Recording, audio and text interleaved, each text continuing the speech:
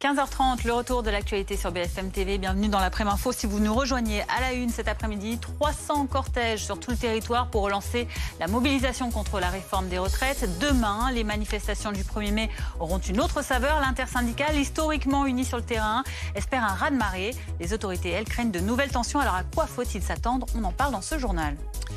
Des syndicats unis demain, mais ensuite la CGT le martèle. Ils ne dialogueront pas avec le gouvernement sans retrait de la réforme. Son de cloche tout autre. À la CFDT, le délai de décence est passé. Selon Laurent Berger, on a intérêt à continuer de travailler sur la question du travail, dit-il, prêt à aller rencontrer Elisabeth Borne, même sans CGT et FO. Des manifestations aux conséquences financières. C'est l'heure des comptes. 1 600 000 €. C'est ce qu'ont coûté les dégradations rien qu'à la ville de Paris. La municipalité qui demande à l'État de rembourser. Et puis une fête populaire au programme. Toulouse, après sa victoire écrasante 5-1 face à Nantes en finale de Coupe de France hier soir au Stade de France. Nous irons justement dans la Ville Rose où les joueurs sont attendus dans un peu plus d'1 heure maintenant. Plus qu'un jour donc avant le raz-de-marée promis par une intersyndicale plus que jamais unie. Plusieurs centaines de manifestants, des mouvements de grève également sont prévus pour un 1er mai de contestation contre la réforme des retraites.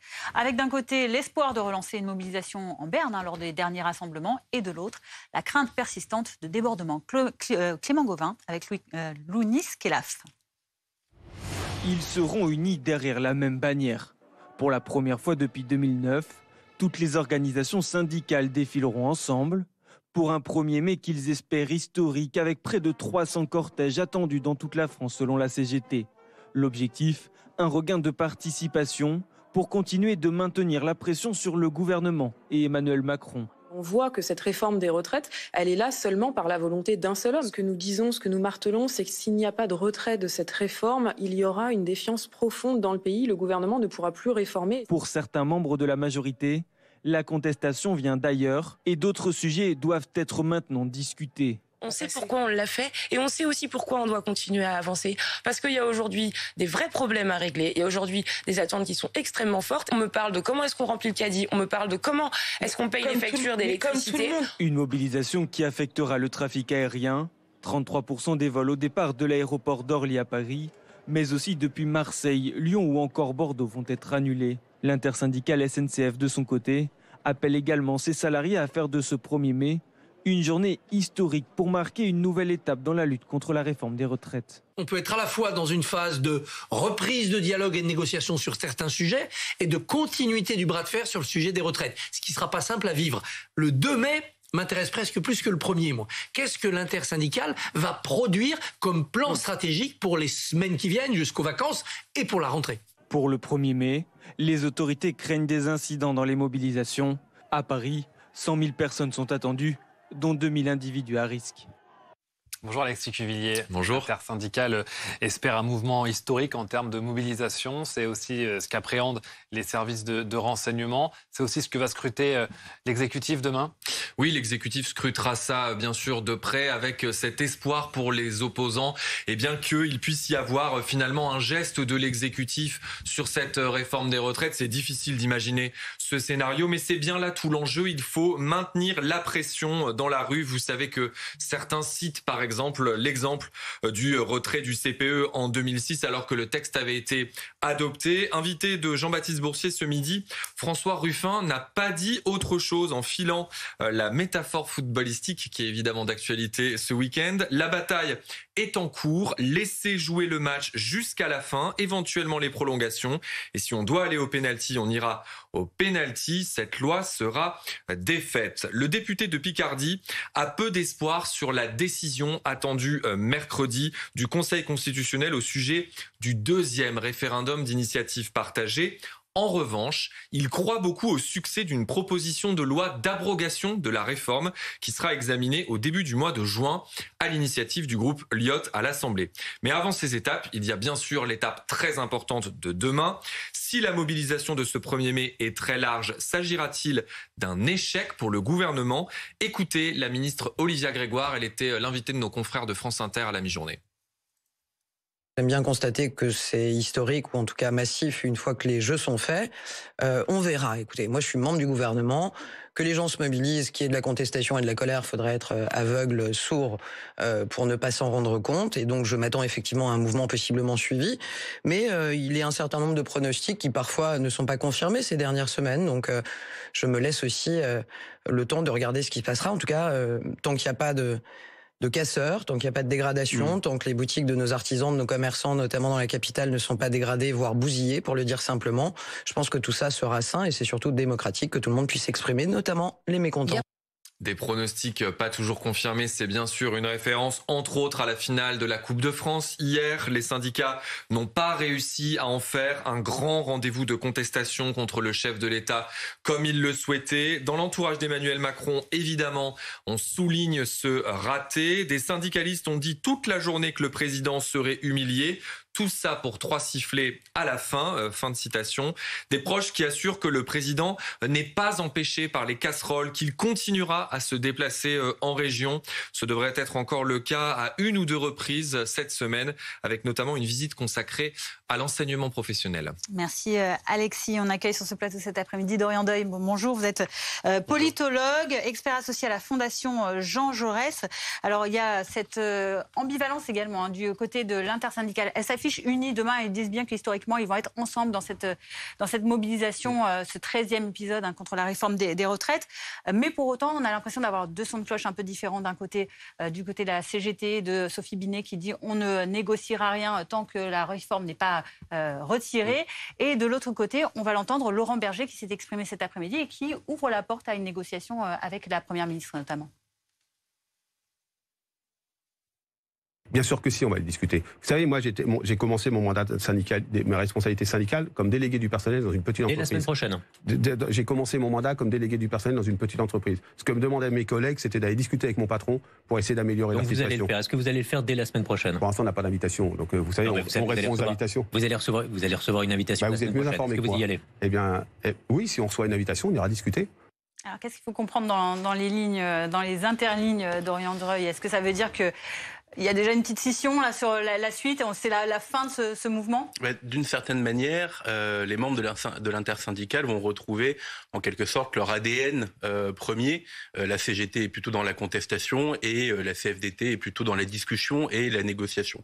Ce qui va être intéressant demain, c'est que pour l'intersyndicale, il y a un double enjeu en fait. Il y a le premier enjeu qui est de montrer que la séquence mobilisation contre la réforme des retraites n'est pas terminée, alors que le politique qui résonne souvent en séquence a plutôt envie de dire maintenant que le cheminement institutionnel est terminé, on passe à autre chose et on embraye sur la suite. Là, il y a une volonté de dire c'est pas terminé, l'apaisement ne se décrète pas, il se construit patiemment et demain il y a cette journée de mobilisation. Et le deuxième enjeu, il est de faire de cette journée du 1er mai pour l'intersyndicale un moment historique qui résonne aussi dans les mois à venir. C'est-à-dire de montrer que les syndicats sont redevenus des outils de mobilisation citoyenne, des outils qui permettent de canaliser la tension sociale dans le pays pour arriver aussi plus fort dans les discussions à venir et dans la reprise du dialogue social qu'il faut espérer. Mais ce qui a fait la force de ces syndicats toutes ces dernières semaines, ces derniers mois, c'était leur unité. Ils parlaient vraiment sur la même longueur d'onde.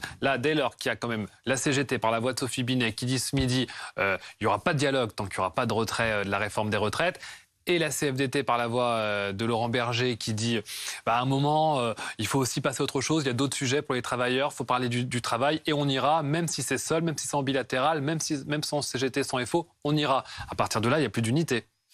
En tout cas, il faudra voir ce que va produire de communiqués de presse et de communication commune à l'intersyndicale, parce qu'ils ont toujours fonctionné comme ça. Ils avaient leurs éléments de langage propres et leur vision propre en amont d'une mobilisation, et après il y a la fameuse réunion où ils se retrouvent et où ils décident de ce qu'ils font après. Mais ça a toujours été intéressant depuis 3 mois, c'est qu'ils ont toujours gardé leur identité d'une certaine manière, ils ont toujours gardé leur spécificité, leur langage, malgré cette union assez historique.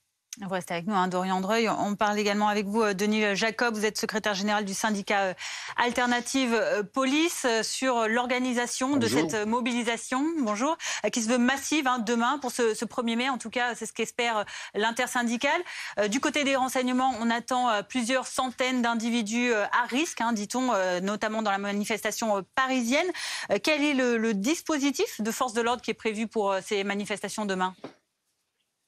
Oui, il y a un dispositif particulièrement important qui va être mis en place. Vous le disiez tout à l'heure, entre 1000 et 2000 perturbateurs potentiellement attendus, des black blocs, des casseurs, qui vont, comme d'habitude, se mettre entre la tête de cortège de la manifestation et les forces de sécurité pour en découdre avec les policiers et les gendarmes.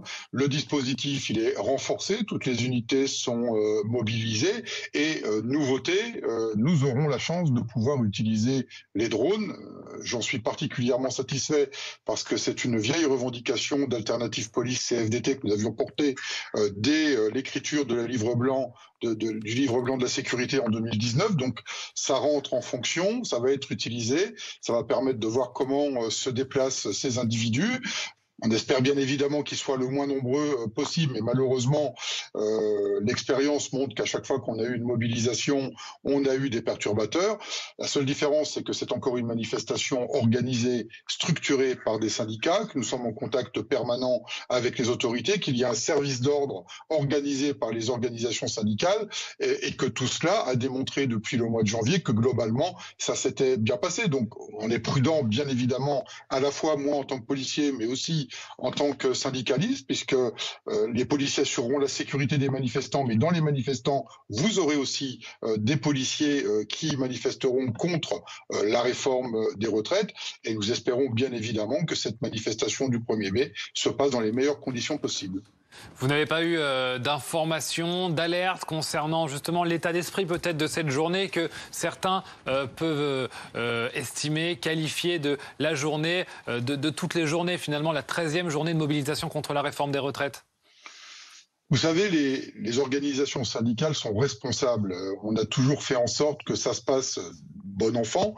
Alors, effectivement, on ne peut pas occulter le fait que parmi le flot de manifestants, il y ait deux types de syndicalisme, l'activisme militant pour certains, et puis l'action militante pour d'autres. C'est le cas notamment de la CFDT. Vous faisiez juste avant un comparatif sur le positionnement des uns et des autres. Oui, nous, on est dans une action militante et on considère que cette réforme est injuste, qu'elle ne doit pas se mettre en place par le biais des décrets d'application. On continuera à contester, ce qui n'empêche pas qu'effectivement, mon secrétaire général Laurent Berger l'a réaffirmé, d'aller discuter sur d'autres sujets, parce qu'il n'y a rien de pire que de pratiquer la politique de la chaise vide. C'est pas par ce moyen-là qu'on obtient des avancées.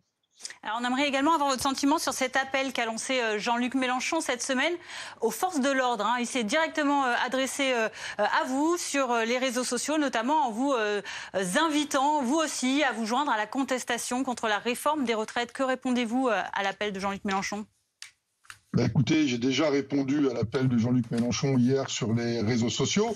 Je suis très surpris de son appel. D'ailleurs, lui qui est si habitué à nous vilipender dès que nous intervenons, à nous critiquer, à vouloir désarmer la police, très surpris de cet appel.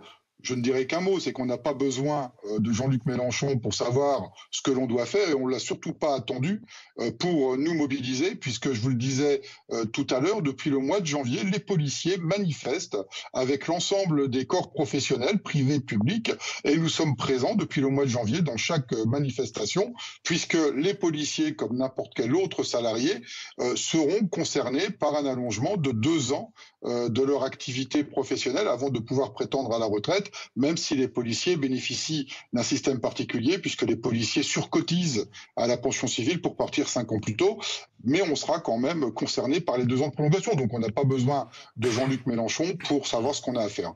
Merci beaucoup. Merci Denis Jacob, secrétaire général du syndicat Alternative Police, d'avoir été notre invité sur BFM TV. Dorian Dreuil, en un mot, est-ce que cette journée de demain, elle peut avoir un impact sur la suite de la politique du gouvernement ? Oui. pas tellement à court terme sur la réforme des retraites en elle-même, car il n'y a pas de volonté de prise possible pour faire reculer l'exécutif là-dessus, mais sur le temps long, oui, parce qu'on a eu 3 mois qui ont quand même beaucoup choqué l'opinion, qui ont choqué la société, qui ont aussi remis les syndicats dans le jeu du dialogue et dans le jeu de la vie politique. Et aujourd'hui, même au sein de l'exécutif, tout le monde est persuadé qu'on ne peut plus se passer des corps intermédiaires, on ne peut plus se passer des partenaires sociaux. Et de ce point de vue-là, ils sortent un peu vainqueurs de cette séquence parce qu'ils montrent qu'ils sont indispensables à d'abord que les mobilisations se passent bien et indispensables aussi pour co-construire et être dans une nouvelle forme de construction des politiques publiques. Donc ils seront indispensables dans les mois à venir. Et la journée de demain, plus elle sera puissante du côté de la mobilisation, plus elle leur donnera d'entrain et de force dans la capacité de négocier. Merci Dorian Dreuil, vous restez avec nous, on se reverra dans le journal de 16h. On vous rappelle en tout cas que forcément ce 1er mai de contestation contre la réforme des retraites, vous l'historique, vous pourrez le vivre évidemment en direct sur BFM TV demain, journée spéciale toute la journée au cœur des différents cortèges et édition spéciale dans la manifestation parisienne dès midi autour de Pascal de la Tour du Pin. Les violences et les dégradations qui émaillent parfois de ces manifestations peuvent coûter cher. On l'a vu avec la note financière de la France qui a été rétrogradée par l'agence de notation Fitch. Et puis, plus concrètement, à Paris, les préjudices causés, par exemple, notamment au mobilier urbain, ont été chiffrés à 1,6 million d'euros. C'est plus que lors des manifestations des Gilets jaunes. Une note salée que la municipalité souhaite faire rembourser par l'État. Nicolas Deroussy. Après 3 mois de contestation et 12 journées de manifestation, l'heure est au compte pour la ville de Paris et le coût des dégradations est déjà très élevé. On a estimé à 1,6 million d'euros le coût direct pour la ville de Paris. C'est la dégradation des poubelles, des bancs, etc. qui doivent être remis à neuf, remplacés. Au total, 800 000 euros de dépenses concernent le mobilier des prestataires de la ville, notamment les panneaux publicitaires. 500 000 euros ont été dépensés en propreté. Le remplacement du mobilier urbain comme les bancs publics, les poubelles et les abribus a lui coûté environ 300 000 euros. Une somme que la mairie de Paris veut se voir rembourser par l'État. Parce que sur le plan légal, c'est l'État qui est chargé d'indemniser les dommages aux tiers et aux biens qui sont engendrés par des manifestations dans l'espace public. Un avis partagé par le maire du 13e arrondissement, lieu de nombreuses fins de cortège où le mobilier urbain a été particulièrement dégradé. Il y a beaucoup de choses qui ont été cassées. Et c'est normal que la solidarité nationale aide les différentes collectivités qui sont impactées, particulièrement Paris, puisque les grandes manifestations nationales, évidemment, se déroulent à Paris. Lors des manifestations des Gilets jaunes, la justice avait obligé l'État à rembourser à la mairie de Paris les dépenses engendrées par les dégradations.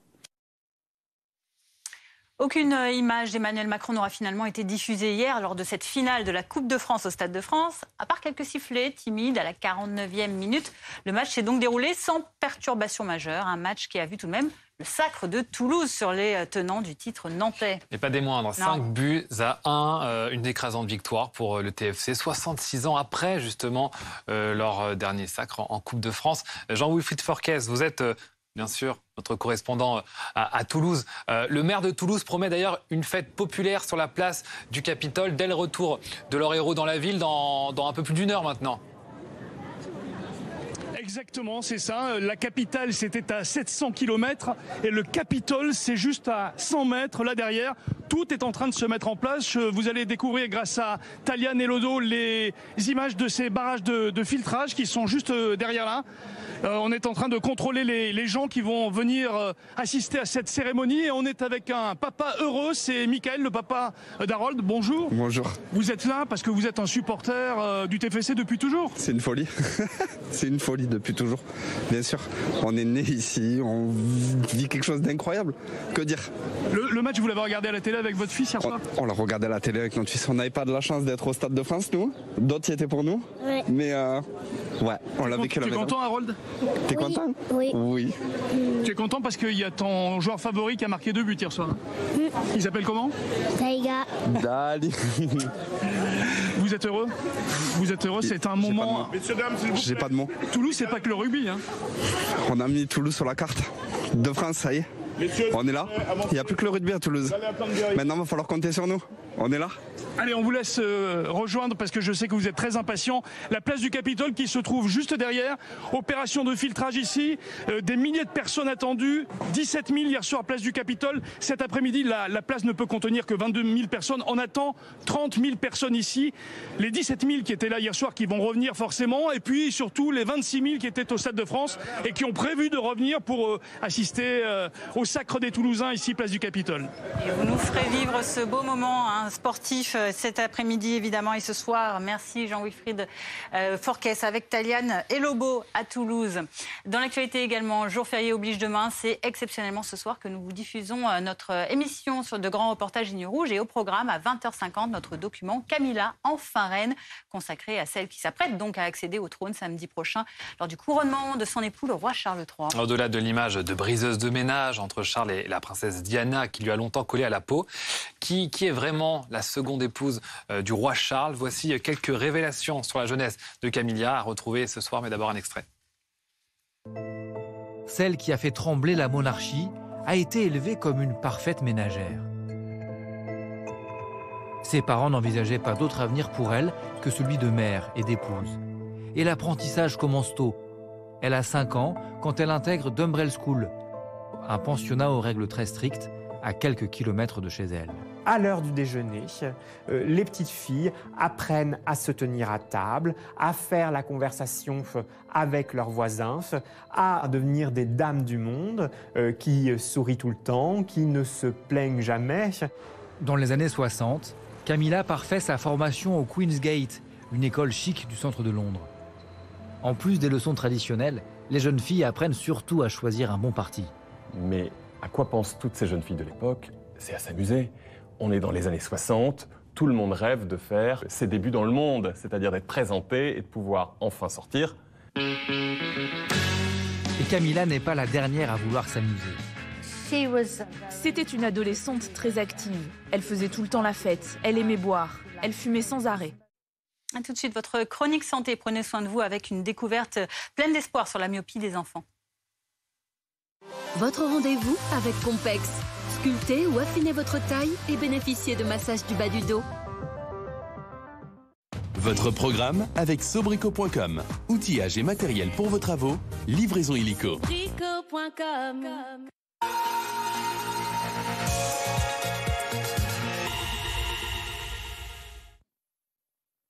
Et cet espoir, ce sont des verres qui freinent la myopie chez les enfants. Information capitale, puisque selon les projections, la moitié de la population mondiale sera myope en 2050. Une épidémie qui serait favorisée, en dehors bien sûr des facteurs génétiques, par une augmentation du temps passé à l'intérieur et donc par un manque d'exposition à la lumière naturelle. Mais aussi probablement par une trop grande utilisation de la vision de près, en particulier avec les écrans. Alors, grâce à une technologie récente, ces verres optiques vont avoir 2 propriétés. D'abord, évidemment, corriger le trouble visuel, mais aussi ralentir l'évolution de la myopie. C'est ce qu'on appelle des verres de freination. Écoutez les explications d'une opticienne. Ça permet de corriger sa myopie, donc d'avoir une vision nette à toute distance. Mais en même temps, il bénéficie d'une technologie très particulière avec une incrustation de micro-lentilles pour que l'œil évite de grandir et de s'allonger de façon trop importante. Les études menées par les fabricants estiment qu'on pourrait ralentir la progression de cette myopie de l'ordre de 60 à 67% par rapport à des verres classiques. Et c'est ce qui permet bien sûr aux ophtalmologues d'avoir là un espoir tangible. Aujourd'hui, c'est la première fois qu'on a un système qui est très positif et qui nous donne de l'espoir. La seule chose, c'est qu'on ne sait pas, à l'arrêt de la prescription, comment va évoluer la myopie. Est-ce qu'il va y avoir un effet rebond et rattrapage de cette myopie ou est-ce que ça va être stabilisé? Donc on se pose aussi la question, jusqu'à quand faut-il prescrire ces verres de freination myopique? Alors on voit que toutes les questions ne sont pas réglées. Il y a aussi celle du coût, puisque ces verres sont facturés environ 180 €, ce qui représente un surcoût qui peut aller jusqu'à 100 €. Un surcoût évidemment plus ou moins bien pris en charge selon les mutuelles. Et nous, on se retrouve dimanche prochain. Et d'ici là, prenez soin de vous. C'était votre rendez-vous avec Compex. Sculptez ou affinez votre taille et bénéficiez de massage du bas du dos. C'était votre programme avec Sobrico.com. Outillage et matériel pour vos travaux. Livraison illico. Sobrico.com. Le temps pour ces prochains jours. La météo avec Groupe Verlaine. Installation photovoltaïque pour réduire vos factures d'électricité. Groupe Verlaine, connectons nos énergies. La météo avec la gamme d'outils à batterie Stihl.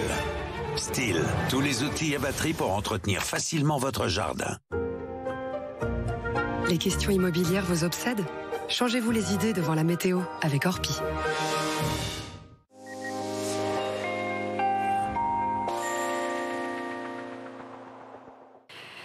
Et nous allons conserver un temps instable, donc tout au long quasiment de ce long week-end du 1er mai.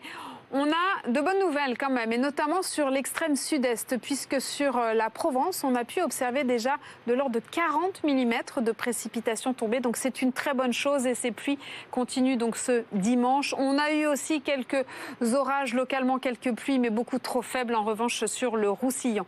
On va voir donc comment tout cela va évoluer pour demain matin. Ça reste instable sur la majeure partie du pays, à l'exception du pourtour méditerranéen en remontant sur le Lyonnais. Cela dit, encore quelques averses sur l'extrême sud-est, beaucoup de pluie sur la Corse, avec une amélioration tout doucement qui se dessine par l'ouest, partout ailleurs. Donc des nuages, quelques averses, un risque qui sera généralisé. Dans l'après-midi, ça s'assèche un petit peu sur l'ouest. En revanche, sur une large moitié est, vous conserverez un temps instable avec des averses orageuses. Ce sera plus marqué toujours sur la Corse, du vent en Méditerranée, avec là un ciel plus dégagé, mais là aussi une petite ondée possible sur le Languedoc-Roussillon. Un coup d'œil à vos températures. En matinée, des valeurs stationnaires, 7 degrés à Aurillac, on attend 11 à Paris, 15 degrés entre Perpignan et Nice, et dans le courant de l'après-midi, les températures seront stationnaires là aussi, 24 degrés à Marseille, 18 à Paris, tout comme à Biarritz, 17 à Lille. C'était la météo avec Groupe Verlaine. Isolation thermique par l'extérieur pour sortir son logement du statut de passoire thermique avec aide de l'État. Groupeverlaine.com. C'était la météo avec la gamme d'outils à batterie Stihl. Stihl, tous les outils à batterie pour entretenir facilement votre jardin. C'était la météo avec Orpi, premier réseau immobilier de France. Dimanche. Recherche, diagnostic, traitement, financement. La médecine est en mouvement. Les nouveautés en matière de santé dans Prenez soin de vous. Dimanche sur BFM TV. Votre rendez-vous avec Compex. Sculptez ou affinez votre taille et bénéficiez de massage du bas du dos.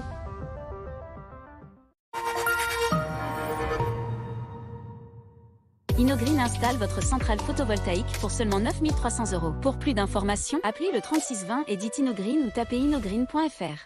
Quand on gère les finances d'une entreprise, on doit pouvoir y dédier toute son énergie sans être freiné par la paperasse. Avec Conto, vos finances sont sous contrôle. Conto, toutes vos finances pro, une seule solution. Brico Privé, les plus grandes marques au meilleur prix. Brico, maison, jardin, jusqu'à moins 80% en vente privée. Téléchargez l'application dès maintenant. Voilà la progression des ventes de Free sur le mobile depuis 11 ans. Et ça, c'est notre prévision à moyen terme des ventes de RIF. Sauf que c'est pas la courbe des ventes, ça. C'est l'évolution du prix du forfait mobile Free. Ça veut juste dire qu'ils n'ont pas augmenté leur prix depuis 11 ans. Un jour, peut-être, RIF fera mieux que Free. En attendant, Free bloque ses prix sur les forfaits mobiles jusqu'en 2027. Merci Free. Je suis passée d'une taille 60 à une taille 40. Et moi, d'une taille 50 à une taille 38. Je suis passé d'une taille 46 à une taille 42. Et moi, je suis passé du 46 au 42, ça fait 3 trous en plus sur ma ceinture. Alors vous aussi, lancez-vous dans un programme qui marche. Et on est tellement sûr que vous allez perdre du poids qu'on vous propose de tester la première semaine sans payer. Oui, vous avez bien entendu, sans payer. Alors rendez-vous sur commej'aime.fr, ou appelez le 0800 37 37 37. Le fait qu'il n'y ait pas du coup d'actionnaire, on ressent sur le prix, c'est quelque chose qu'on perçoit. On n'est pas considéré par rapport à la bourse, on est considéré en tant que personne. Ouais. On est des personnes. Et ça, je trouve, c'est très important. Et cet esprit mutualiste, c'est l'essence même de la Massif. Le comparatif entre les garanties proposées par la Massif et la cotisation payée, j'ai pas trouvé mieux ailleurs, en fait. Voilà. Exactement. Et on est satisfait, on y reste. La Massif, c'est vous. Ryobi One Plus, la solution pour tous les besoins de la maison. Pour tous vos travaux de bricolage, le nettoyage de vos intérieurs, l'entretien de votre voiture et bien plus encore. Avec plus de 200 outils alimentés par une seule et même batterie, pour chaque projet, il y a un Ryobi. Et en ce moment, découvrez dans nos magasins partenaires nos packs tondeuse One Plus avec le coupe-bordure offert.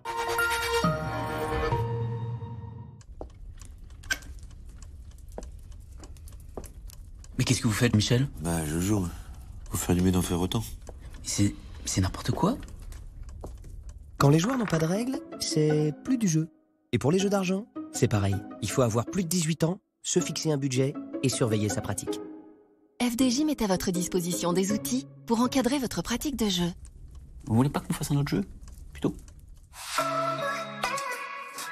FDJ.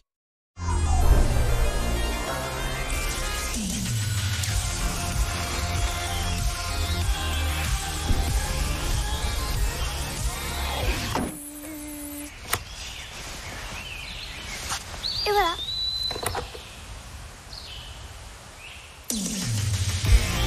En ce moment, le Volkswagen ID.4 SUV 100% électrique est à partir de 369 € par mois. Volkswagen. Le lever du jour. Les premiers pas. La naissance de l'amour. Il y a tellement de raisons de célébrer la vie. Et autant de façons de célébrer une vie. Célébrer un souvenir. Une passion. Célébrer une personnalité. Une qualité. Et même quelques défauts. Chez PFG, nous sommes là pour célébrer une vie et tout ce qui vous réunit. PFG, célébrer une vie. Direct Assurance, bonjour. Mais vous trouvez ça normal de nous faire économiser 240 €? Mais c'est scandaleux, monsieur. Non, on va rester chez vous. C'est clair? Là, ils ont compris. Le seul risque avec une assurance qui en fait autant pour vos économies, c'est que vous l'aimiez. Eh oh, c'est pas Versailles ici, hein. C'est pas Versailles. Oh, c'est la pub. Eh oh. Pas Versailles ici. Hop. C'est pas Versailles ici. La pub. Vous connaissez la pub? Grâce à vous, c'est toujours pas Versailles ici. L'hiver dernier, plus d'1 million de nos clients ont réduit leur consommation d'électricité en moyenne de 15%. Pour les remercier, nous leur versons une prime d'une valeur moyenne de 90 €. C'est toujours pas Versailles ici. La centrale photovoltaïque de Groupe Verlaine garantit 25 ans. Installée chez vous pour 7 400 € le 3 kg. 7 400 €, pause incluse. Oui, 7 400 €. Appelez vite le 3620 et dites Groupe Verlaine. 3620 Groupe Verlaine. Groupe Verlaine, connectons nos énergies. Bouygues Télécom présente une publicité très rapide pour le Wi-Fi le plus rapide. Vraiment rapide. Bouygues Télécom. –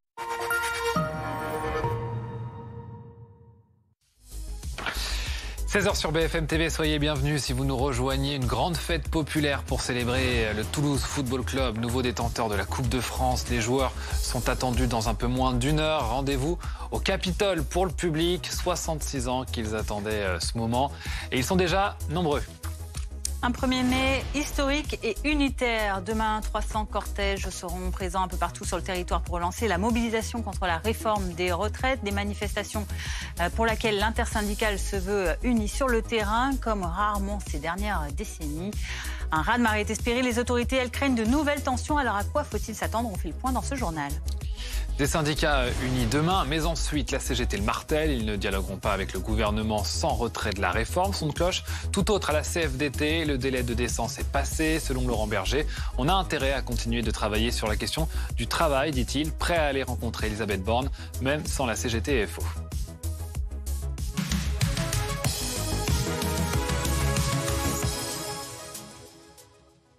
Mais d'abord, donc, qu'ils sont heureux, les Toulousains, depuis hier soir. Victoire écrasante, 5-1 face à Nantes.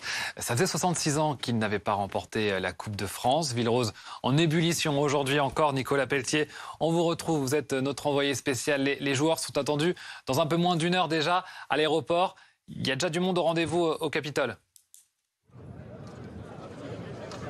Exactement, il y a déjà du monde ici sur la place du Capitole. Ils sont plusieurs milliers de supporters. Ils ont passé une petite nuit ici à Toulouse. Et puis dans quelques minutes, les joueurs du TFC vont arriver sur cette place du Capitole. Le bus va passer par ici où nous nous trouvons. Et puis ils vont monter sur cette terrasse qui se trouve juste au-dessus. Ils vont présenter la deuxième Coupe de France de l'histoire du club sur cette terrasse devant des milliers de supporters. Ils sont tous en violet. C'était la consigne donnée par le club et par les associations de supporters de tous venir en violet. Alors ils ont passé une petite nuit, ça va être une journée très festive aujourd'hui pour les joueurs du TFC. Puis après il y aura le discours du maire peu après 18h et plus de 30 000 personnes sont attendues ici sur cette place du Capitole. Ils étaient 18 000 hier.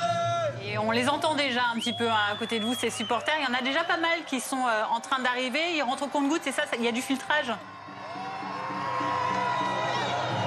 Exactement, il y a beaucoup de filtrage ici sur la place du Capitole. Alors il y a deux zones d'accès, c'est-à-dire que les deux parties sur les côtés de la place du Capitole permettent d'accéder à cette place du Capitole. Autrement, les policiers quadrillent l'ensemble du secteur par différents points de filtrage. Ça permet aussi de mieux filtrer, c'est-à-dire une palpation de sécurité est effectuée par les policiers et les agents de sécurité privés pour accéder sur cette place du Capitole. Par exemple, les terrasses des bars sur cette place du Capitole ont été fermés par précaution, juste de la vente à emporter pour les différents bars qui sont ici. Mais voilà, 30 000 personnes qui devraient se positionner ici sur cette place du Capitole et surtout aussi dans les rues alentours.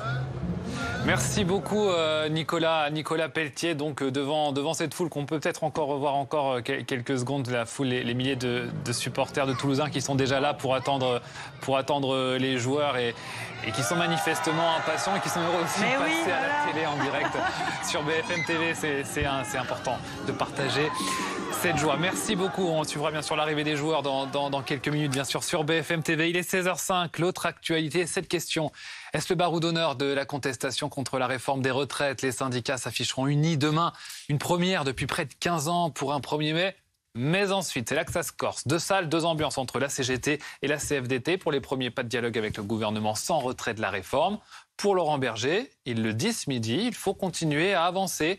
Le délai de décence est passé. Bien sûr que si, on va le discuter. Vous savez, moi, j'ai commencé mon mandat syndical, mes responsabilités syndicales, comme délégué du personnel dans une petite entreprise. Et la semaine prochaine. J'ai commencé mon mandat comme délégué du personnel dans une petite entreprise. Ce que me demandaient mes collègues, c'était d'aller discuter avec mon patron pour essayer d'améliorer la situation. Vous allez le faire. Est-ce que vous allez le faire dès la semaine prochaine? Pour l'instant, on n'a pas d'invitation. Donc, vous savez, on répond aux invitations. Vous allez recevoir une invitation la semaine prochaine. Est-ce que vous y allez? Eh bien, oui, si on reçoit une invitation, on ira discuter. Bonjour, Julien Trocaz, vous êtes secrétaire fédéral Sudrail. Alors, il y a cette grande mobilisation qui est espérée par l'intersyndicale demain. Pour vous, à Sudrail, quel est l'objectif absolu?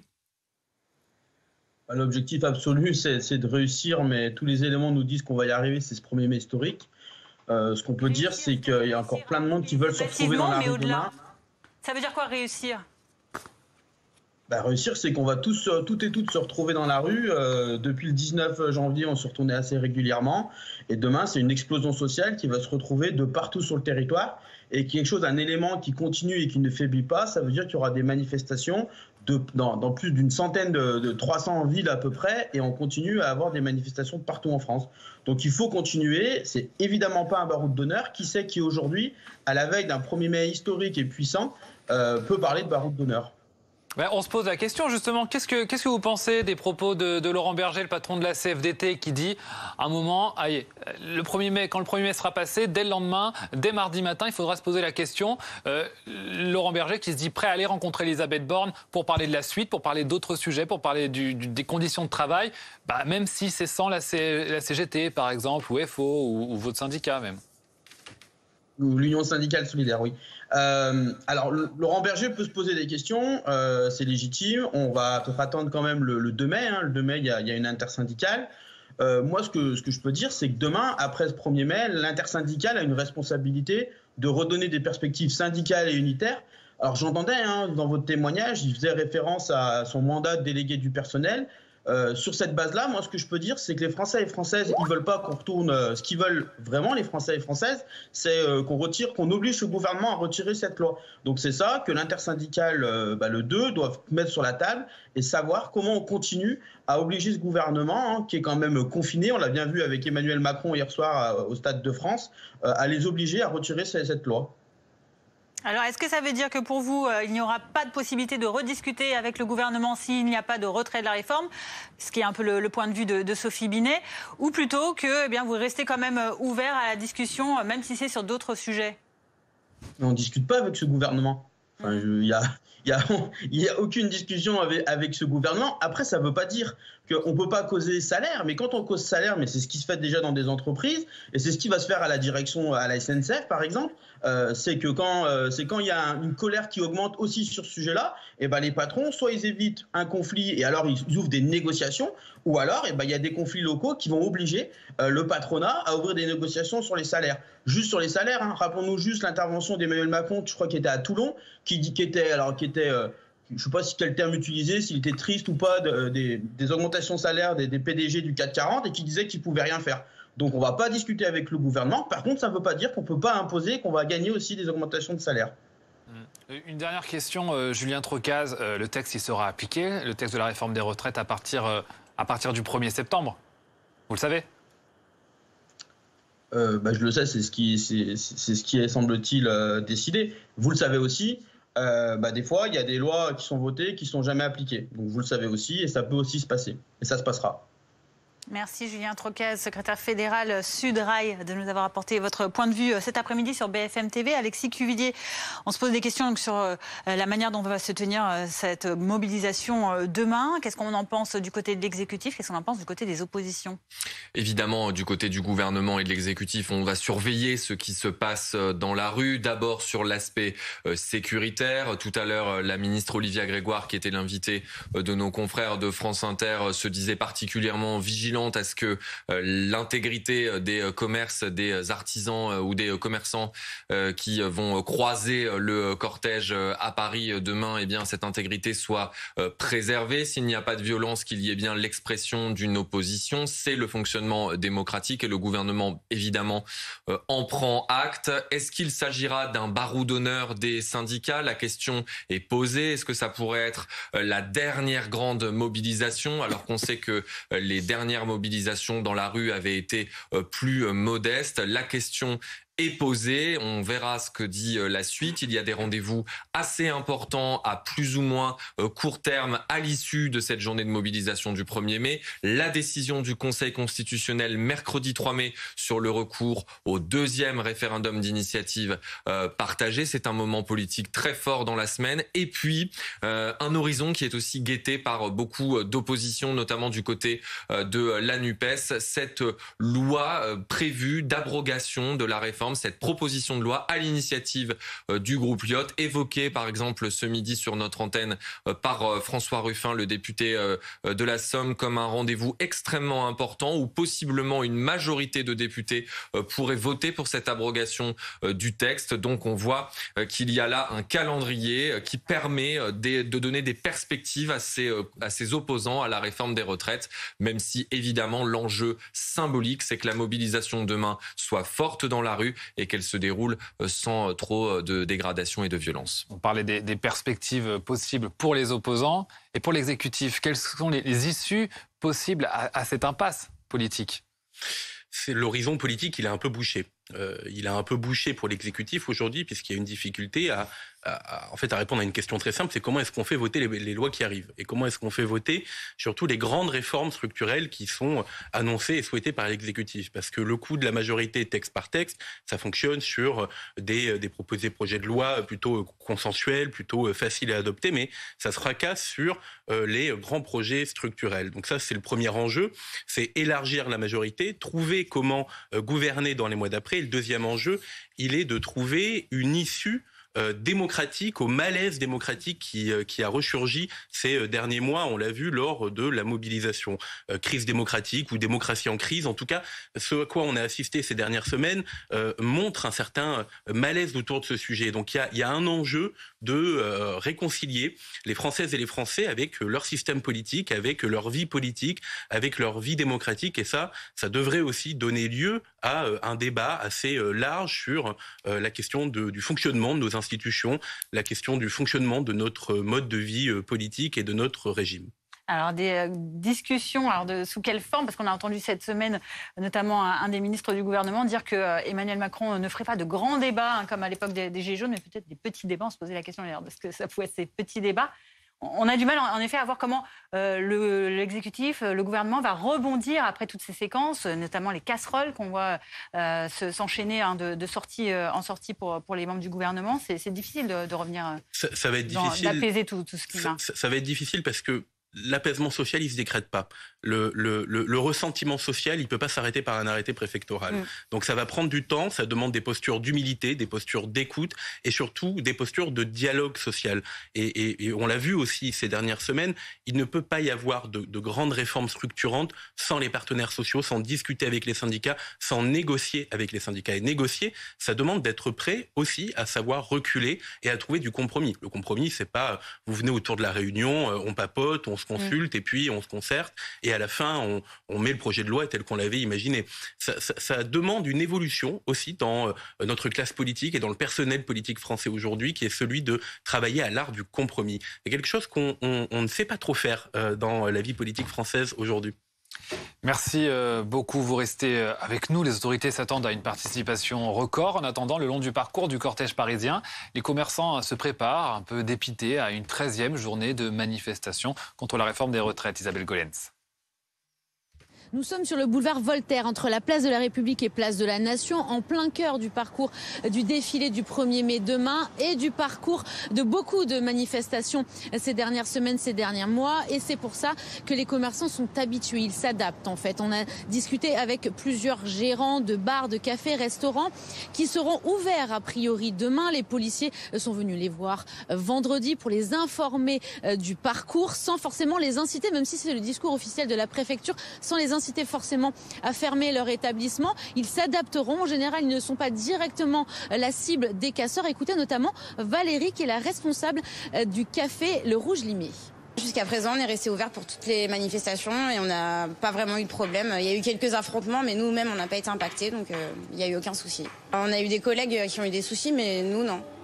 Donc c'est une volonté de rester ouvert Bah oui. Ouais, on reste là. On tient le coup, quoi qu'il arrive. Quand vraiment ils veulent qu'on ferme, ils nous conseillent, mais après ils peuvent pas nous forcer à... Ils nous conseillent de fermer si vraiment ils savent que ça va dégénérer, mais ils nous forcent jamais, quoi. C'est juste une mise en garde, en quelque sorte. Et d'autres boutiques, commerces comme des primeurs ou des boutiques de vêtements fermeront uniquement l'après-midi pour éviter les dégâts et puis surtout parce qu'ils n'ont pas de clientèle à ces moments-là. Et puis on va vous montrer, bien sûr, les agences immobilières et les banques qui sont les cibles principales des casseurs ont déjà calfeutré leurs vitrines, leurs portes, notamment ces banques et agences qui ont déjà été la cible lors de manifestations précédentes. On le rappelle, un parcours de cette manifestation demain, place de la République, place de la Nation. Et au centre de ces revendications, demain dans la rue, il y aura forcément donc la réforme des retraites et le report de l'âge légal de départ à la retraite. Mais il y aura aussi peut-être des questions de hausse des prix, d'inflation avec plus 6% quasiment d'inflation globale et près de 15% rien que sur l'alimentaire au mois d'avril dernier. Sauf que les cours des matières premières, eux, ont baissé ces dernières semaines. Alors des discussions sont actuellement en cours avec les industriels de l'agroalimentaire. Le gouvernement promet une baisse visible dans les rayons alimentaires dès la rentrée. Écoutez. Je peux avec une certaine certitude, vous affirmer qu'à la rentrée, nous aurons une baisse visible des prix dans les rayons sur l'inflation alimentaire, septembre. Une baisse des prix ou une moindre inflation ? Une baisse des prix, puisque les renégociations vont faire redescendre les prix qui étaient montés à l'aune de l'inflation. Donc on va revenir à des prix qui doivent redevenir ce qu'ils étaient pré-inflation. Bon, d'un côté, cette journée de manifestation du 1er mai à l'appel de l'intersyndicale et puis la contre-programmation du côté du Rassemblement national. Alors, c'était plus Jeanne d'Arc cette année, ça l'était plus déjà depuis un moment. Ça sera la fête de la Nation au Havre, Alexis, avec une petite bisbille par tweet interposé entre le patron du RN, Jordan Bardella, et le maire du Havre, Édouard Philippe. Absolument, le maire Édouard Philippe qui a fait ce commentaire laconique sur le réseau social, mais bien sûr, lorsqu'il a pris connaissance des informations de Paris-Normandie, cette interview que Jordan Bardella, le patron du Rassemblement national, a accordée au quotidien normand. Nous sommes au Havre, chez nous, a-t-il dit. Et lorsqu'il a dit aussi qu'il souhaitait, dans cette même interview, partir à la conquête de l'Ouest, ça n'a pas été du goût du maire du Havre, l'ancien Premier ministre Édouard Philippe. Édouard Philippe, rhabillé pour l'hiver d'ailleurs dans cette interview de Jordan Bardella. Jordan Bardella qui rappelle que l'ancien Premier ministre était favorable, lui, à la retraite à 67 ans, dans le contexte que l'on connaît. Édouard Philippe, c'est peut-être le pire du macronisme, dit encore Jordan Bardella. Nous allons lancer un appel aux patriotes du Havre, y compris aux orphelins d'anciennes forces politiques, pour qu'ils travaillent avec nous, dit entre autres Jordan Bardella dans cette interview. L'ancien Premier ministre avait d'abord plutôt été beau joueur par rapport à ce rassemblement du Rassemblement national, en estimant que c'était normal que le parti puisse organiser ce rassemblement dans sa ville, alors qu'il y a beaucoup de contestations sur la venue du RN dans cette terre normande. Il y a une manifestation de l'intersyndicale qui est annoncée demain matin pour contester l'organisation de cette fête de la nation au Havre demain. Merci pour ces précisions, Alexis Cuvillier. Restez avec nous dans un instant dans notre journal de 16h30. Nous reviendrons donc sur les préparatifs de ce 1er mai qui se veut historique et unitaire demain. 1er mai de contestation sociale contre la réforme des retraites pour laquelle l'intersyndicale espère une mobilisation massive dans les rues. Plus de 300 rassemblements sont prévus sur tout le territoire. On en parle dans un instant.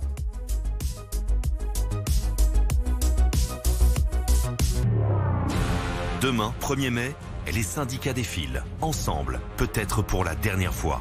Quelle sera l'ampleur de la mobilisation? La première depuis que la loi a été promulguée. Les leaders syndicaux peuvent-ils encore faire reculer Emmanuel Macron? L'ordre du jour du rendez-vous avec Emmanuel Macron, c'est le retrait de cette réforme des retraites. Pour cette 13e journée de mobilisation, BFM TV déploie un dispositif exceptionnel. Les journalistes de BFM TV seront au cœur des défilés, partout en France. À Paris, dès midi, Pascal de la Tour du Pin, place de la République, avec ses invités. Images, réactions, analyses. Les manifestations du 1er mai, c'est à suivre demain sur BFM TV.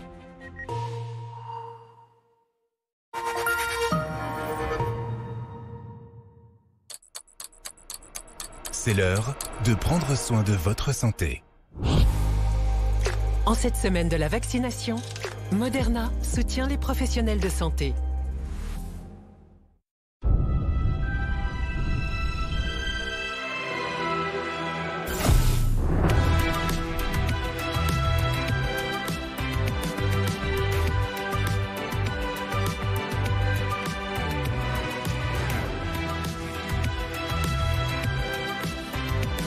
DS4 Intense, quand la technologie rêve de voyage. DS Automobile présente sa nouvelle collection, DS4 Esprit de voyage.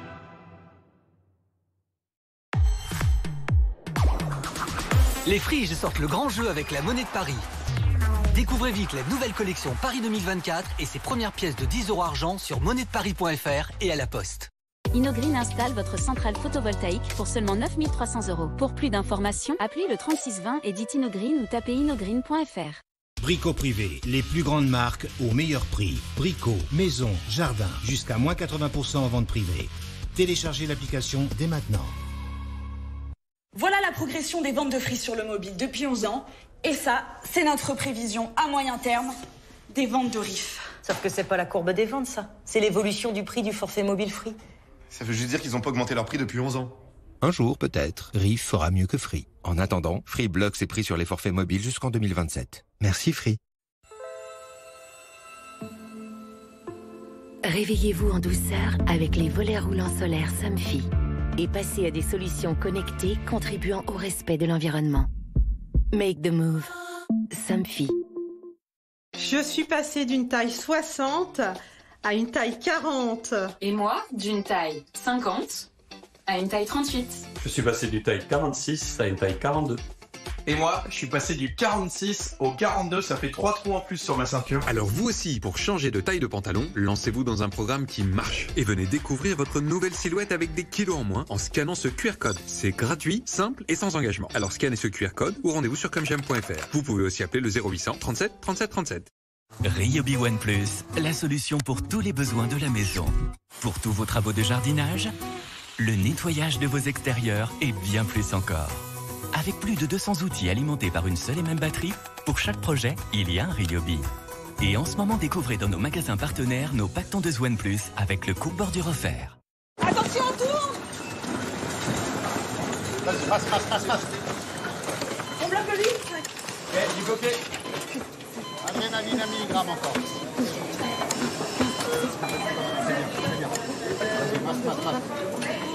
Banque française mutualiste, la banque de chaque agent du secteur public. Eh bien, j'aime beaucoup ce talkie-walkie. Pour devenir secouriste bénévole à la Croix-Rouge, seule votre motivation compte. Inscrivez-vous sur bénévolat.croix-rouge.fr. Maman, c'est quoi ces grands ventilateurs? Ce sont des éoliennes, ma chérie. Ça sert à faire de l'électricité avec du vent. D'ailleurs, si elles sont là, c'est un petit peu grâce à moi. Tu vois le terrain de basket, là? S'il est là, c'est aussi un peu grâce à moi. Et l'usine, là, si elle est là, c'est aussi grâce à moi. C'est comme ton école. Ouais, ben pour l'école, t'étais pas obligé. Hein. Bon, allez, bisous. Être client Caisse d'épargne, c'est choisir une banque régionale qui réinvestit votre épargne là où vous vivez. Caisse d'épargne, vous être utile.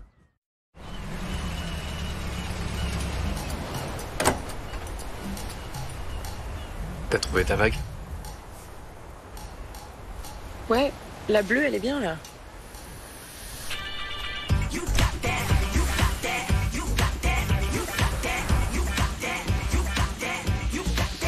En ce moment, Citroën C3 Aircross est à partir de 189 € par mois avec garantie et assistance offerte pendant 4 ans.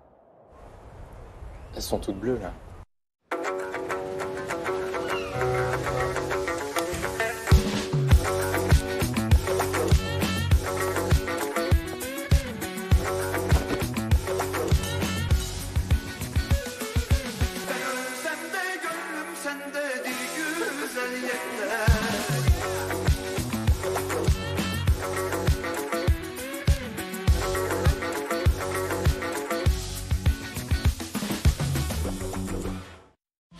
La nouvelle gamme Beko associe harmonieusement design et performance pour faciliter votre quotidien. Beko. Voici le robot tondeuse Aimo Evo de chez Stihl. Avec lui, la tonte est absolument parfaite et il prend soin de votre pelouse. Prenez le contrôle de votre jardin, quelles que soient ses particularités. Aimo Evo s'adapte à la surface, au dénivelé et à la forme de votre terrain. Retrouvez les robots tondeuses Stihl et tous les conseils de nos experts chez les revendeurs Stihl agréés et sur stihl.fr. Aimo, le partenaire d'un jardin impeccable. Alors dis-moi, là c'est quoi? Un soleil. Un soleil, très bien. Et là? Un arbre. Arbre. Et là c'est quoi? Passoire. Non, regarde là. Passoire. Non, c'est pas... Passoire. Enfin, avoue que c'est toi qui lui as dit. Moi? Mais c'est quand même pas une passoire thermique chez moi, non? Au Crédit Mutuel, nous proposons des solutions de financement adaptées à tous les budgets pour mieux isoler son logement. Crédit Mutuel, une banque qui appartient à ses clients, ça change tout. Qui peut concurrencer la MAF? Être récompensé pour ma bonne conduite, c'est ma façon d'être. Bonus de 50% maintenu à vie sur votre assurance auto. La météo avec Groupe Verlaine. Installation photovoltaïque pour réduire vos factures d'électricité. Groupe Verlaine, connectons nos énergies. La météo avec la gamme d'outils à batterie Stihl. Stihl, tous les outils à batterie pour entretenir facilement votre jardin. Les questions immobilières vous obsèdent? Changez-vous les idées devant la météo avec Orpi.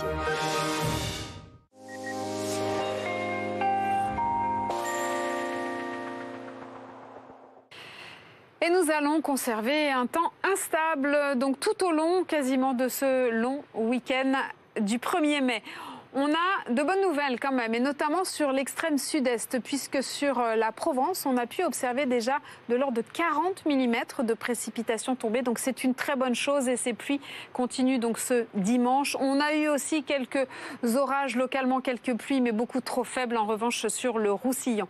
On va voir donc comment tout cela va évoluer pour demain matin. Ça reste instable sur la majeure partie du pays, à l'exception du pourtour méditerranéen, en remontant sur le Lyonnais.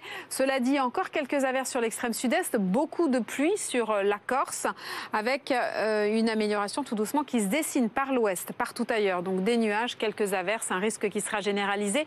Dans l'après-midi, ça s'assèche un petit peu sur l'ouest. En revanche, sur une large moitié est, vous conserverez un temps instable avec des averses orageuses. Ce sera plus marqué toujours sur la Corse. Du vent en Méditerranée, avec là un ciel plus dégagé, mais là aussi une petite ondée possible sur le Languedoc-Roussillon. Un coup d'œil à vos températures.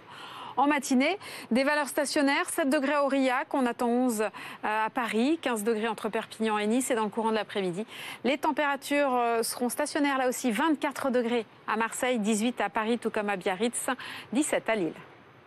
C'était la météo avec Groupe Verlaine. Isolation thermique par l'extérieur pour sortir son logement du statut de passoire thermique avec aide de l'État. Groupeverlaine.com. C'était la météo avec la gamme d'outils à batterie Stihl. Stihl, tous les outils à batterie pour entretenir facilement votre jardin. C'était la météo avec Orpi, premier réseau immobilier de France.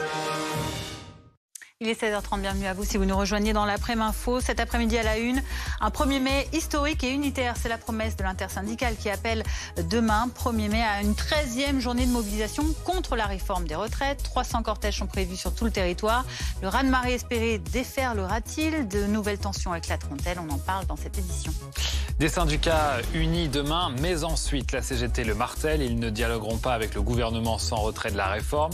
Saute cloche tout autre à la CFDT. Le délai de décence est passé, selon Laurent Berger. On a intérêt à continuer de travailler sur la question du travail, dit-il. Prêt à aller rencontrer Elisabeth Borne, même sans la CGT et FO. Et puis Toulouse est à la fête après sa victoire écrasante 5-1 face à Nantes hier en finale de Coupe de France au Stade de France. Nous serons dans la Ville Rose où les joueurs sont attendus en héros à partir de 17h. Hier, la rencontre n'aura finalement pas été perturbée par les sifflets et les cartons rouges distribués par l'intersyndicale à l'encontre d'Emmanuel Macron qui est resté plutôt discret, lui, dans l'arène. Et donc plus qu'un jour avant ce raz-de-marée promis par une intersyndicale plus que jamais unie, demain, plusieurs centaines de manifestations, des mouvements également de grève sont prévus pour un 1er mai de contestation contre la réforme des retraites, avec d'un côté l'espoir de relancer une mobilisation en berne, ces derniers rassemblements, et de l'autre la crainte de persistants débordements. Clément Gauvin avec Lounis Kelaf. Ils seront unis derrière la même bannière. Pour la première fois depuis 2009, toutes les organisations syndicales défileront ensemble pour un 1er mai qu'ils espèrent historique avec près de 300 cortèges attendus dans toute la France selon la CGT.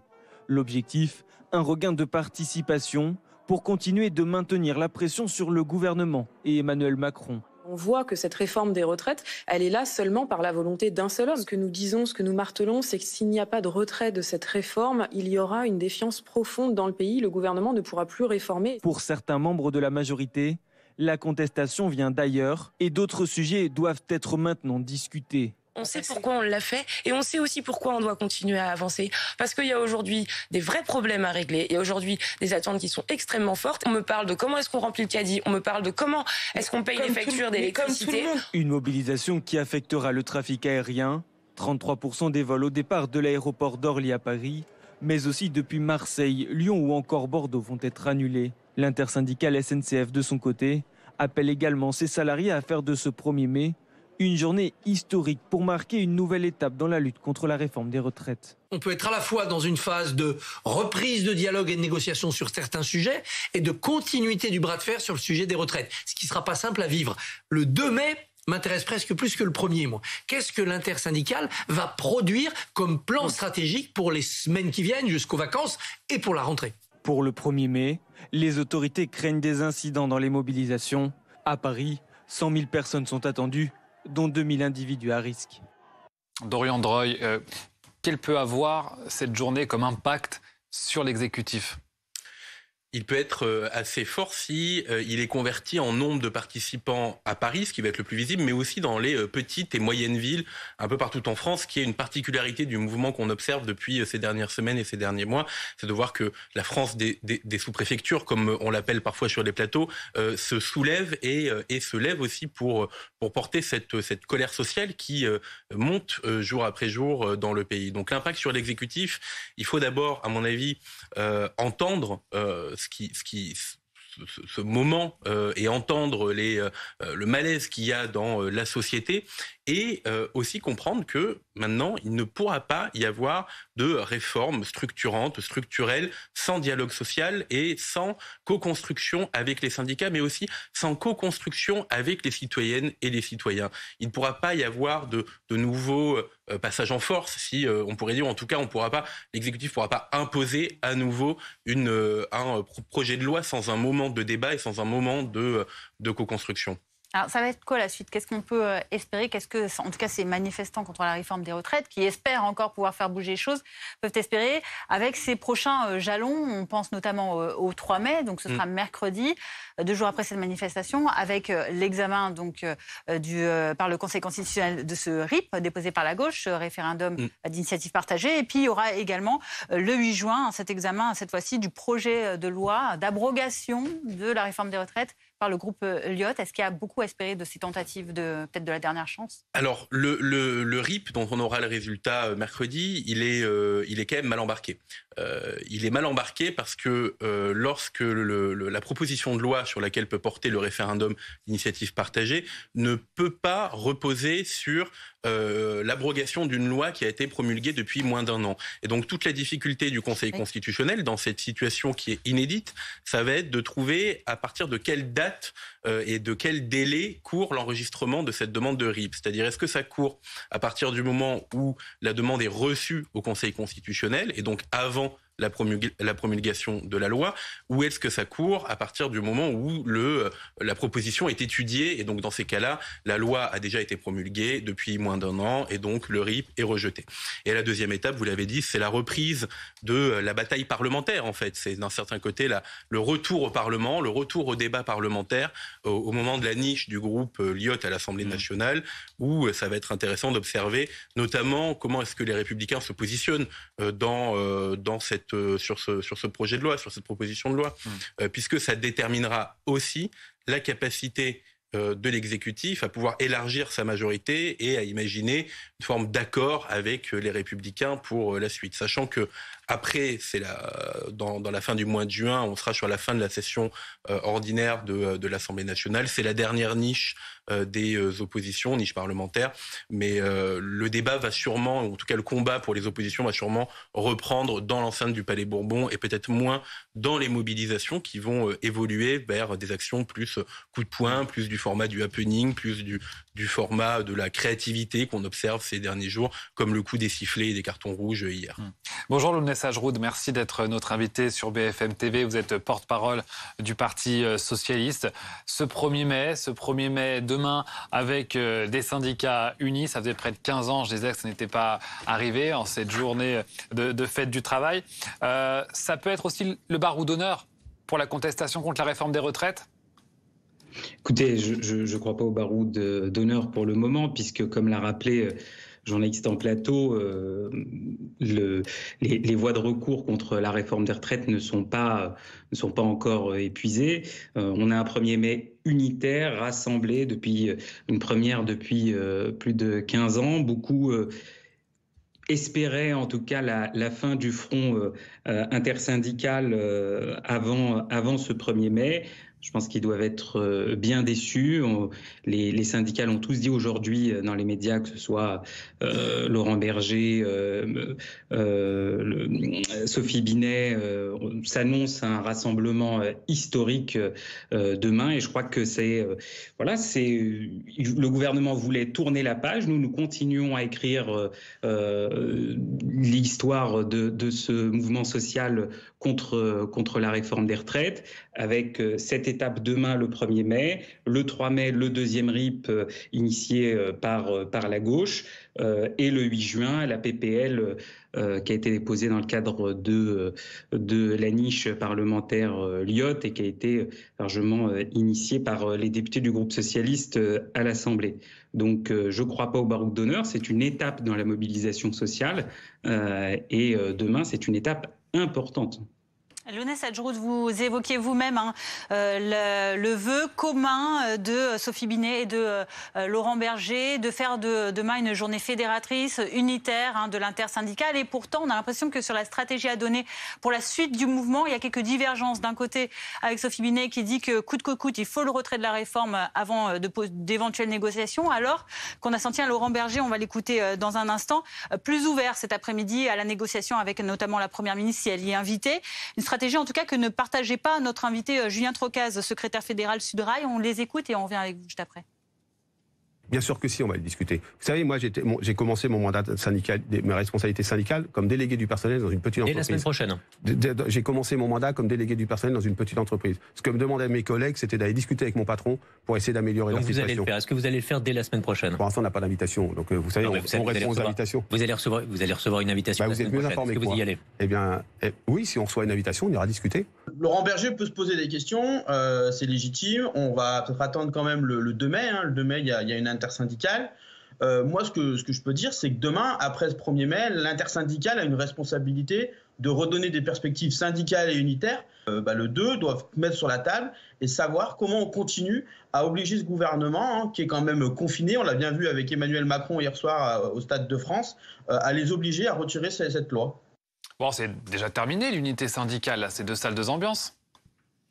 Vous aurez noté qu'à aucun moment Laurent Berger dit qu'il tourne la page de la mobilisation contre la réforme des retraites. Par ailleurs, il en fait le deuil quand même. Il dit qu'il faut passer à d'autres sujets. Il dit qu'il faut passer à d'autres sujets. C'est une façon de tourner la page. Qu'il n'a toujours pas reçu d'invitation de la part du gouvernement. Par ailleurs, qu'il y ait des stratégies différentes sur d'autres sujets que la réforme des retraites, c'est l'histoire du mouvement syndical. Par contre, je crois que l'unité syndicale survivra au 1er mai et au 2 mai sur la question de la réforme des retraites. Ça, j'en ai aucun doute. Restez avec nous, Dorian Dreuil. On aimerait savoir en fait comment ça peut se finir cette parenthèse, cette page, je ne sais pas comment l'appeler, cette séquence pour certains de la réforme des retraites. On a tout entendu. On a entendu crise démocratique, crise de la démocratie, beaucoup de nuances dites, mais en fait c'est une véritable crise en tout cas que traversent ces Français mobilisés contre ce texte et qui continuent de se mobiliser. Comment on va sortir de tout ça? Est-ce qu'il va falloir pour eux faire le deuil de cet âge légal de départ à la retraite qui est donc repoussé à 64 ans, qui va entrer en vigueur le 1er septembre, ou est-ce qu'il va falloir trouver un terrain d'entente pour l'exécutif? Il y a un point qui peut être un terrain de discussion et un terrain d'entente entre l'ensemble des forces vives de la nation, les corps intermédiaires, les associations, les syndicats et le personnel politique, c'est la question du renouveau démocratique. C'est-à-dire qu'on ne peut pas nier le malaise démocratique qu'il y a aujourd'hui dans la société. C'est le point commun entre la mobilisation des retraites, mais c'est aussi avec les mobilisations des Gilets jaunes.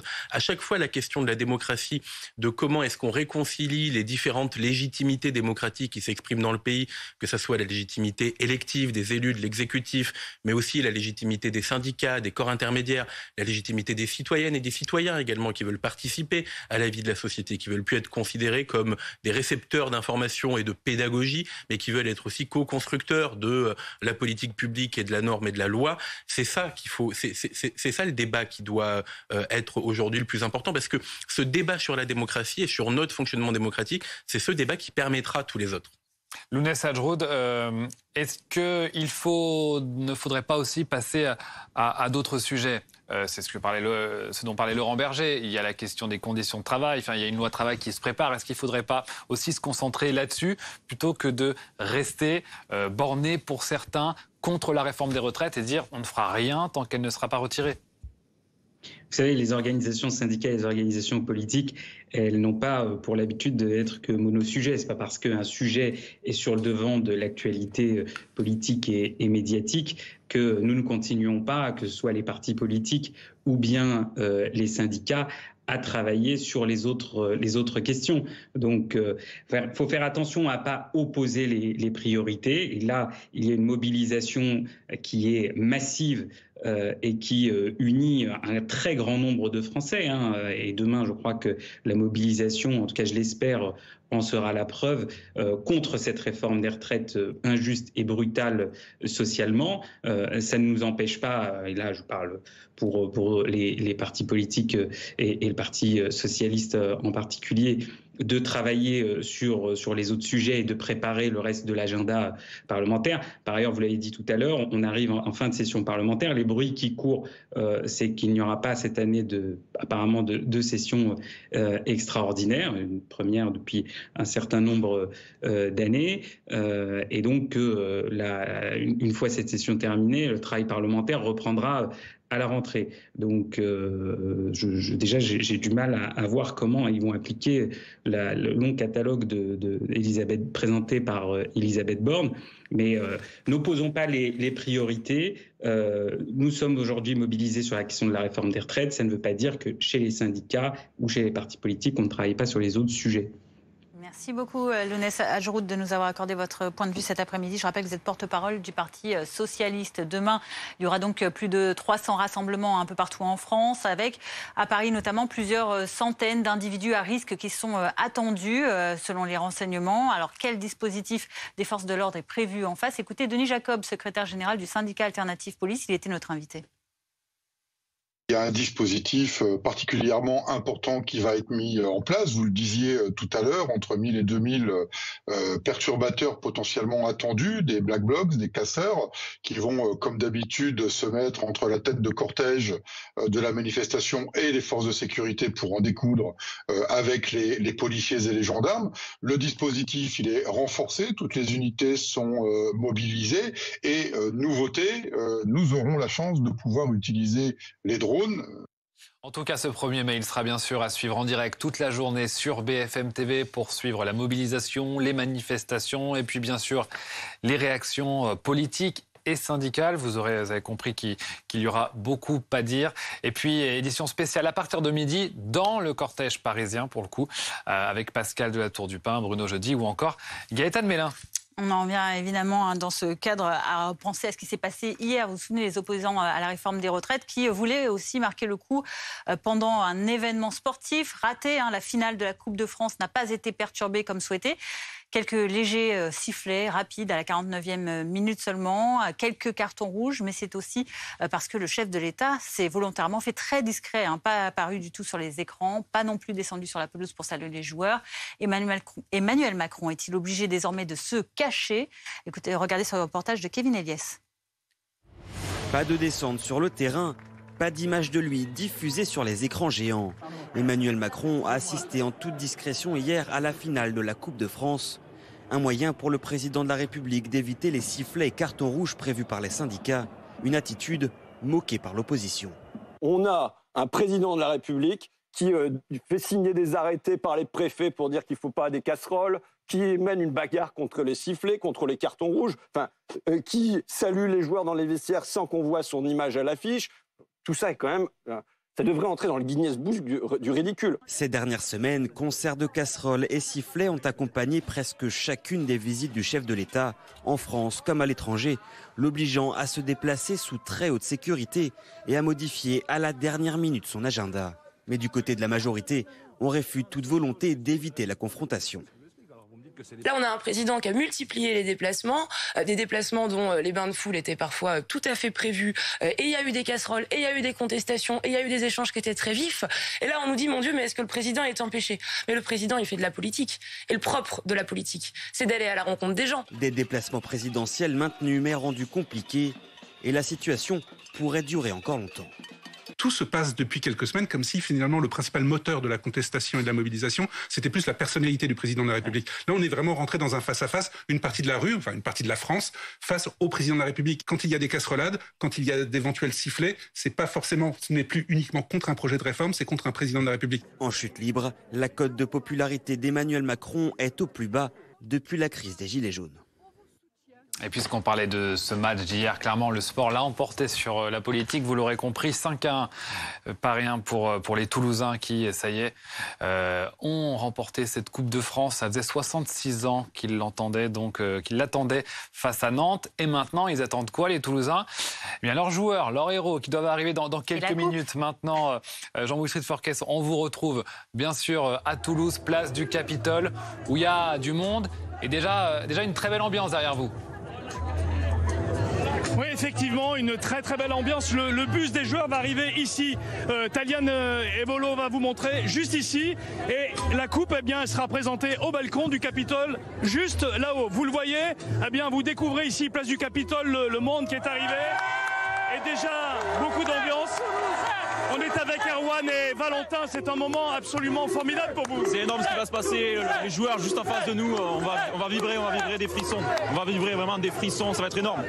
Vous vous attendiez à ça, Valentin ? Non, on espérait, mais on ne pouvait pas être sûr qu'ils allaient gagner. Donc là, on est fiers de ça, on va fêter ça au maximum. Il fallait être là ce soir, il fallait venir ce soir. Bien sûr, regardez tout le monde. On est là, tout le monde est là, on va être 30 000 peut-être ce soir. On va fêter ça mardi aussi contre Lens, on va tous être là et ça va être une belle fête pour tout Toulouse. Vous avez hâte de féliciter les joueurs ? On a vraiment hâte de les féliciter ici au Capitole, c'est vraiment un monument historique, donc ça va être super. C'est une belle semaine pour vous, racontez-nous, parce que vous fêtez la victoire du TFC et vous êtes papa. Je suis papa depuis 3 jours, je devais aller au Stade de France, j'ai dû vendre mes billets il y a 2 jours, et bon, je suis content quand même si j'aurais préféré aller au stade, mais là, ça va être une belle fête pour tout Toulouse. Les joueurs arrivent ici dans moins d'1 heure. Jean-Wilfried Furquès avec Taliane Ebolo à Toulouse. Restez avec nous dans un instant. Ronald Guintran, je prends le relais sur BFM TV et il reviendra notamment sur cette belle fête qui se prépare à Toulouse pour accueillir les joueurs victorieux. Et juste avant, la chronique santé avec un bel espoir pour les enfants myopes. Au revoir, bonne fin d'après-midi. Votre rendez-vous avec Compex. Sculptez ou affinez votre taille et bénéficiez de massages du bas du dos. Votre programme avec Sobrico.com. Outillage et matériel pour vos travaux. Livraison illico. Sobrico.com.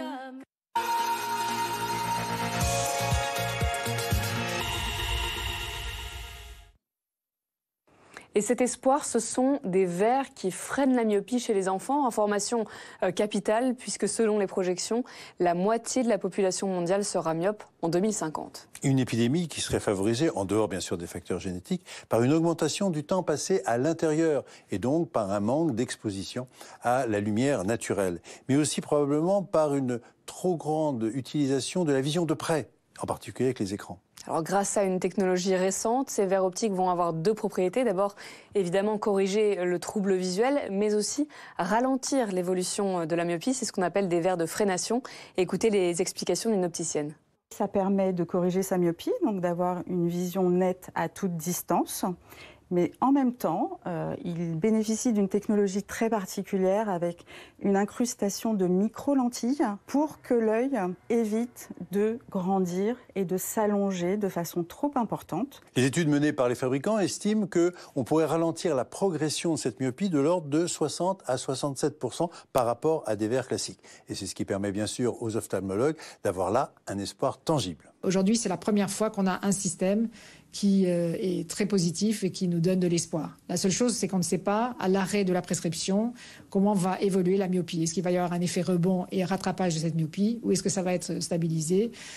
Donc on se pose aussi la question, jusqu'à quand faut-il prescrire ces verres de freination myopique ? Alors on voit que toutes les questions ne sont pas réglées. Il y a aussi celle du coût, puisque ces verres sont facturés environ 180 €, ce qui représente un surcoût qui peut aller jusqu'à 100 €.